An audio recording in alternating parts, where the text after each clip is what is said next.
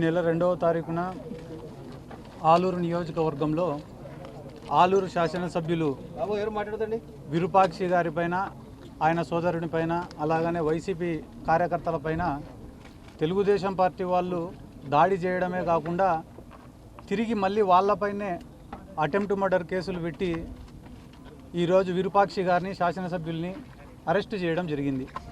ఇందులో భాగంగా ఈరోజు ఆయనను కలిసి ఆయనకు మేమంతా వైఎస్ఆర్ కాంగ్రెస్ పార్టీ తరఫున యువజన విభాగం తరఫున మేమున్నామని చెప్పి ఆయనకు ధైర్యం చెప్పడానికే ఈరోజు వచ్చి విరూపాక్షి గారిని కలవడం జరిగింది. ఒక బాధాకరమైన సంఘటన ఏమ్రా అంటే గడిచిన 2-2.5 సంవత్సరాలుగా ఈ రెడ్ బుక్ రాజ్యాంగంలో దాడులు వాళ్ళే చేస్తున్నారు, మళ్ళీ తిరిగి కేసులు పెడుతున్నారు. చిన్న వాటి నుంచి పెద్దదాని వరకు అమాయకులను ఇబ్బందికి గురి చేస్తూనే ఉన్నారు. కానీ ఈరోజు పరాకాష్ట ఎక్కడికి పోయిందిరా అంటే ఒక ఎమ్మెల్యేకు కూడా రక్షణ లేదు ఈ ఆంధ్ర రాష్ట్రంలో అని చెప్పి తెలియజేస్తూ విరూపాక్షి గారిని అరెస్ట్ చేయడం జరిగింది.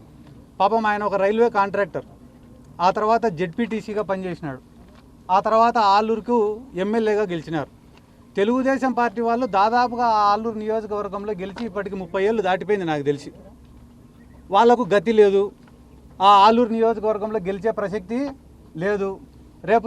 రేపు స్థానిక సంస్థల ఎన్నికలు జరిగినా కూడా వాళ్ళకి ఎటువంటి ఉపయోగం లేదని తెలుసుకొని మొన్ననే చంద్రబాబు నాయుడు గారు వచ్చినారు అడిగి.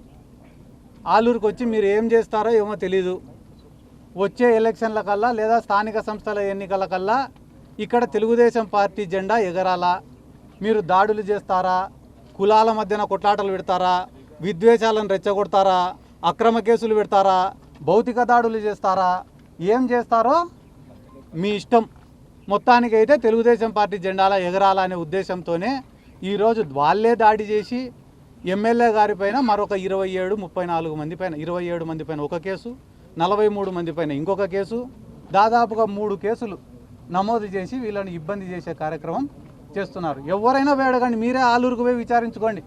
విరూపాక్షి గారి పైన ఈ రోజు వరకు ఎటువంటి క్రిమినల్ రికార్డు కానీ క్రిమినల్ కేసులు కానీ లేవు. అటువంటి వ్యక్తి పొద్దున్న లేస్తే రాత్రి వరకు కష్టపడడం మాత్రమే తెలుసు. ఏ కార్యకర్త అర్ధరాత్రి ఫోన్ చేసినా పలకడం మాత్రమే తెలుసు.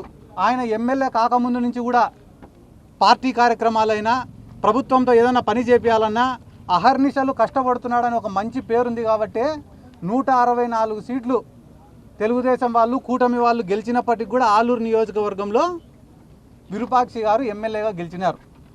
అటువంటి వ్యక్తిపైన ఈరోజు ఇంత దౌర్జన్యం చేసి వాళ్ళ కార్లు వెళ్ళగొట్టి వాళ్ళ తమ్ముడికి ఫ్రాక్చర్ చేసి మళ్ళా తిరిగి వీళ్ళపైనే 307 కేసు పెట్టడం అనేది చాలా దుర్మార్గం. ఇది పోలీసుల యొక్క ఫెయిల్యూర్. ఎక్కడైనా టీడీపీ వాళ్ళు వైసీపీ వాళ్ళు కొట్టుకుంటారు, కేసులు కౌంటర్ కేసులు పెట్టుకుంటారు, ఇవన్నీ మామూలే. కానీ దాడి చేసిన వాళ్ళపైనే వాళ్ళనేమో ఇడిచిపెట్టినారు, దాడి చేసిన వాళ్ళని గాయపడిన వాళ్ళనేమో తెచ్చి జైళ్ళల్లో పెట్టినారు. ఇదేం ఈరోజు మాకు కొత్త కాదు. కానీ మీరు ఏ సంస్కృతికి తెరలేపుతున్నారనేది మీరే ఆలోచించుకోవాలా. ఎందుకంటే రేపు వైఎస్ఆర్ కాంగ్రెస్ పార్టీ అధికారంలోకి వచ్చిన తర్వాత మేము సైలెంట్గానే ఉండొచ్చు, కానీ గాయపడినవాడు, దెబ్బతిన్నవాడు, అవమానం పొందినవాడు మర్చిపోతాడా? కులాల మధ్యన కొట్లాటలు పెట్టాలా? ఎంతోమంది నాయకుల్ని చూసినా, కొంతమంది బోయ సామాజిక వర్గానికి సంబంధించిన నాయకులు వచ్చినారు, వచ్చి విరూపాక్షి గారికి వ్యతిరేకంగా మాట్లాడిపోయినారు. అదే నాయకులు మా ముచ్చుమరి గ్రామంలో ఒక బోయ సామాజిక వర్గానికి సంబంధించిన బాలిక మిస్ అయితే ఏ నాయకుడు రాలే. దళిత సంఘ నాయకులు వచ్చినారు ఆడ మద్దతు తెలపడానికి. క్లియర్ కట్గా వీడియోలలో ఒక ఆడామ వాళ్ళ భర్త, అతనే ఆ ఆడామవి గుడ్డలు చించినాడు. ఇక్కడ ఉన్న ఎన్నో మీడియా ఛానళ్ళల్లో ఆ వీడియోని టెలికాస్ట్ చేసినారు. గుడ్డలు చించుకునేది వాళ్ళే, గుడ్డలు చింపినేది భర్తనే, కానీ కేసు కట్టింది ఎమ్మెల్యే బట్టలు చించినాడని కట్టినారు. ఇంతకన్నా నీచమా రాజకీయాలలో? ఆ దళిత సంఘాల నాయకులు వచ్చినారు. ఆ దళిత సంఘాల నాయకులలో ఒక్కరన్నా ఆ పక్క నియోజకవర్గం ఆదోని ఉంది, ఆదోని